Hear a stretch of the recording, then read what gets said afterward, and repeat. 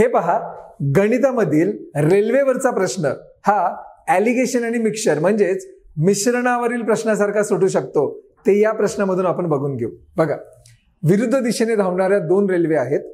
त्या प्लॅटफॉर्मवर उभे असलेल्या एका व्यक्तीला अनुक्रमे 30 सेकंद आणि 15 सेकंदात ओलांडतात आणि 25 सेकंदात त्या दोन्ही रेल्वे एकमेकींना ओलांडतात. तर त्यांच्या वेगांचे गुणोत्तर किती? आता त्या ज्या दोन ट्रेन आहेत त्या व्यक्तीला 30 आणि 15 सेकंदात ओलांडतात की नाही. मग आपण काय करायचं, 30 सेकंद इथे लिहिलं मी आणि 15 सेकंद इथे लिहिलं. ठीक आहे. 25 सेकंदात त्या एकमेकींना ओलांडतात. ती मीन व्हॅल्यू आहे, ती मी इथे लिहिली. बघा किती सिंपल आहे आणि तुम्ही असं सोडवलंच नसेल कधी. 30, 15, 25 असं आपण ॲलिगेशन सोडवतो, मिश्रण. मग आता बघा, हा मी एक्स ड्रॉ केला. 30 मधून 25 गेले, किती येतात? 5. ते मी इथे लिहिले.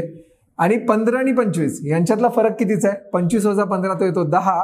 तो बरोबर मी इथे लिहिला आणि दोघांच्या मध्ये दिलं गुणोत्तराचं चिन्ह.